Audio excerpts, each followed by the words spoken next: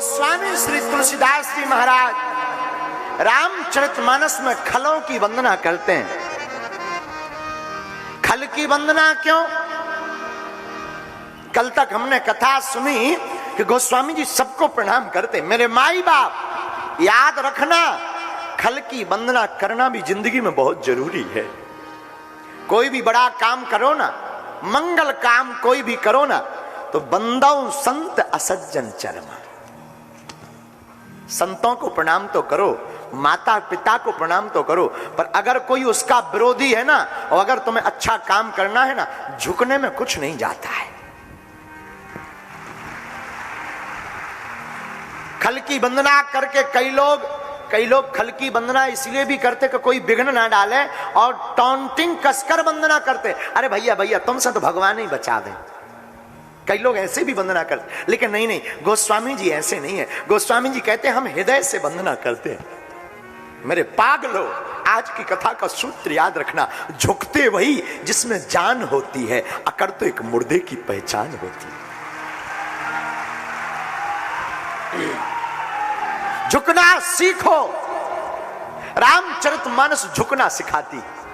सरल हो जाओ, कुछ नहीं बिगड़ना मेरे साधु, कुछ नहीं बिगड़ना। अगर हमारे हाथ जोड़ने से किसी को प्रसन्नता है तो जोड़ लो। हाँ भैया तुम बड़े बाप की लड़का, क्या बिगड़ेगा?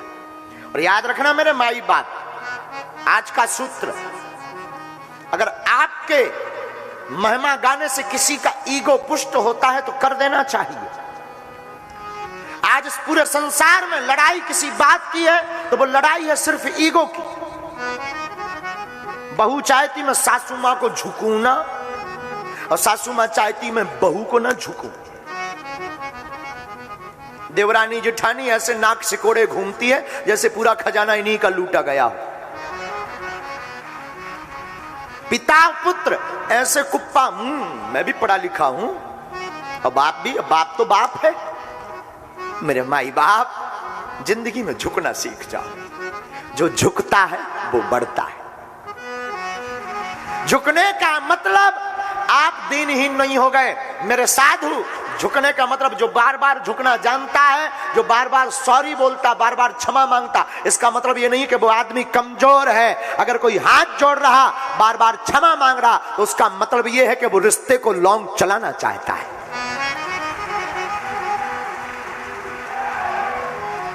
और आज हर घर में महाभारत मची है। यहां पर जितने भी गृहस्थी वाले लोग बैठे, रामायण की इस प्रसंग को सुनना। खल की वंदना गोस्वामी जी कर रहे, असंतों की वंदना कर रहे। एक बार नहीं 100 बार कर रहे, बार बार कर रहे। बोले क्यों? बोले हमें झुकने में कोई दिक्कत नहीं, अगर हमारा राम काज पूरा हो रहा तो हम झुकने को तैयार हैं। और गृहस्थी वाले लोगों, मेरे पागलों, अगर तुम्हारे हाथ जोड़ने से या घर में सॉरी बोलने से, क्षमा करने से घर मंदिर बनता है, तो रात तक खूब लड़ना, पर रात को जब भी सोने जाना इतना कह देना क्षमा करो, बस। दूसरे दिन की शुरुआत अद्भुत होगी। प्रातः काल नया सवेरा नई किरण के साथ होगा। अब कई लोगों को हम देख लेते हैं, एक ही घर में रहते सालों बात नहीं होती। एक घर की छोड़ो, एक कमरे में बात नहीं होती। लुगाई इस तरफ मुंह करी और नौरा इस तरफ, कि नबरा बोलते ना, और बाई को मैं ना बोलूंगी, ठटरी के बरे नकटा, क्या बिगड़ जाएगा? थोड़ा बोल दो ना सॉरी, बस। फिर इसके बाद देखो तुम, कई बार तो हम देखें माताएं इतनी नाराज हो जाओ, रोटी दे, खाना हो खा, नहीं तुम जा चूल्हे में है। राम राम राम राम राम राम राम राम राम राम राम। कई बार सासू मां देख करके भी हम देख, हम तो कई घरों में जाते, बड़े बड़े लोगों के घरों में, हम कहे अच्छा एक बात बताओ, बहू कैसी है? महाराज उससे ही पूछो। अच्छा हद हो गई। पूरे घर में लड़ाई, पूरे संसार में लड़ाई ईगो की है, घमंड की, और कोई लड़ाई नहीं है इस पूरी दुनिया में जिसके कि घर में लड़ाई है, ईगो की लड़ाई है। हम प्रार्थना करेंगे इस ईगो की लड़ाई को अगर तुम्हें खत्म करना है तो दो में से एक व्यक्ति झुकना सीख जा।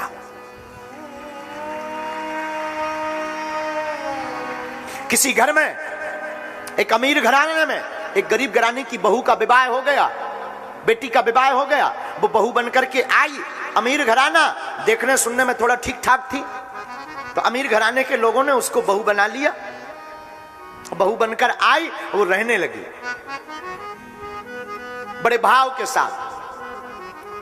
दीपावली के बाद यहां होता या नहीं, कई जगहों पर ऐसा होता, दिवाली के बाद में बहू के मायके से मिठाई आती पहली बार में। तो पहली दिवाली उस बेटी ने, बहू ने अपनी माँ से बात की मायके में, माँ दिवाली आ गई है, सब मिठाई के लिए पूछेंगे तो क्या कहना है। माँ कहती बेटा इतनी व्यवस्था थी हमने सब लगा दी तेरे शादी में, अब हमारे पास तो कुछ नहीं बचा, पर तेरे पिताजी के पास 1500 रुपए हैं, मैं 4-5 किलो मिठाई भेज दूंगी। ये सोचने लगी 5 किलो में क्या होगा, यहां तो घर में ही 5 किलो लग जाएगा, क्या किया जाए। ठीक है माँ थोड़ी और व्यवस्था नहीं बनेगी? नहीं। अच्छा तो माँ तू रहने देना, मैं यहां सब निपटा लूंगी, ये तो अमीर लोग हैं, मैं सब बात बना लूंगी। बात आई गई होगी, दीपावली आ गई। दीपावली के बाद में मिठाई का बांटने का टाइम आया। इसकी सासू माँ ने घर घर जाके बुलाया कि हमारी बहू के घर से बहुत सारी मिठाई आई है, आओ मिठाई खाने। इसका तो दिमाग खराब हो गया बहू का कि अब नाक कटेगी। अब ये तो दिमाग का दही करके मानेगी, मेरी सासू है कि खड़ूस है। अब तो इसने प्राण खा लिए। मिठाई 5 किलो, खाने वाले 500, और 100 लोग आ गए, 400 कल आएंगे। इसका दिमाग खराब, ये बड़ी परेशान, इतनी ऊपर नीचे हो गए। सासू मां को ऐसे देखे जैसे नागिन हो गए। कई बार जैसे नागिन को ना वो देखता ना गरुड़, वैसे ही देखा। इसने सब काम बिगाड़ दिया। अब लोग हम पर ताना मारेंगे, लोग हम पर हंसेंगे, लोग कहेंगे हैं इतने गरीब लोग हैं मिठाई तक नहीं बेच पाए, हमारी बेइज्जती हो जाएगी। बेचारी बहू परेशान।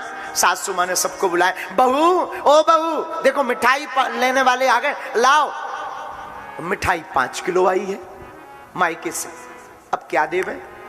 सासू माँ ने बीच में कुर्सी पे बैठे बैठे ऑर्डर दिया, जो बहू के घर से मिठाई आई वो ले लेकर के आओ। 500 ग्राम की मिठाई के 100 डिब्बे तुरंत आए। नौकर लेकर के आए, एक एक करके सबको दिया। ये बहू के घर से मिठाई आई, बहू के घर से मिठाई आई। सब लोग आपस में बात करने लगे। कुछ भी कहो, है जरूर गरीब, पर मन देखो कितना बड़ा है, सबके लिए अलग अलग मिठाई का डब्बा आया। बहू का दिमाग खराब हो गया कि मेरी माँ ने तो 5 किलो बेटा भेजने को कहा था, ये इतनी सारी मिठाई कैसे भेज दी। फोन लगाया, तुरंत छत के ऊपर गई, ये माँ तू बड़ी झूठ बोलती, हमको तो 5 किलो बताया था, पर तूने ये 100 डिब्बे कहां से भेज दिए। माँ कहती बेटी मैंने तो 5 किलो ही भेजे, मुझे तो पता नहीं, ले तेरे पिता से भी पूछ। पिता ने भी कहा मेरे नाई के हाथों हमने बेटी 5 किलो ही डिब्बा भेजे। अब तो इसका दिमाग मत गया। इसने फोन काटा, नीचे झट करके उतरती हुई पटपट करके गई। सब लोग जा रहे थे, मिठाई लेते जा रहे थे, बहू की सराहना कर रहे थे, बहू के घर वालों की सराहना कर रहे थे। इसके दिमाग में तो कौतूहल था, मैं माँ को पूछूं। एक कोने में माँ को ले गई, माँ जी मेरे घर से तो 5 किलो मिठाई आई है, पर ये 100 डिब्बे कहां से आ गए 500 ग्राम के। माँ ने हाथ पकड़ा, बोले बेटी तेरी केवल क्या एक माँ है, तेरी उस जन्म देने वाली माँ ने तो 5 किलो भेजे हैं, बाकी इस माँ ने तो 45 किलो लेकर के बांटा है, तुम ही तो मेरी बेटी है, तुम ही तो हमारी बिटिया है। बहू की आंखों में आंसू आ गए, झरझर करके आंसू बहे, तुरंत चरणों में गिर गई, प्रणाम करने लगी। अब बताओ भला इस घर में कब लड़ाई होगी, बताओ क्या लड़ाई होगी, बताओ क्या इस घर में महाभारत होगी, बताओ क्या इस घर में कोई फूट डाल पाएगा, बताओ क्या ये बहू कभी अपनी सासू माँ की बुराई करेगी, बताओ क्या ये बहू कभी अपनी सासू माँ को, अपने पति को, अपने ससुर को गाली देगी, कभी नहीं देगी। ये तो एकदम गदगद हो गई और प्रभु को धन्यवाद देकर कहती, प्रभु आपने एक जन्म देने वाली माँ दी, दूसरी उससे बड़ी माँ सासू माँ दी।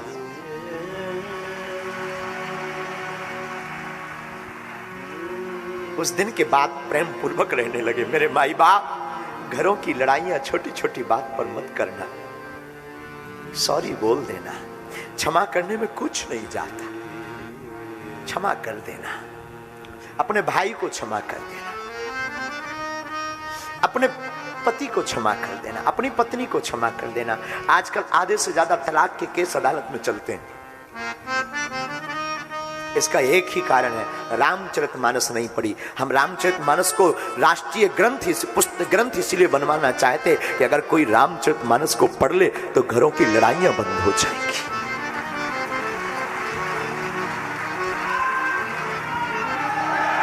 मेरे पागलों, अगर रामचरितमानस राष्ट्रीय ग्रंथ बन गया तो घरों का विवाद शून्य हो जाएगा।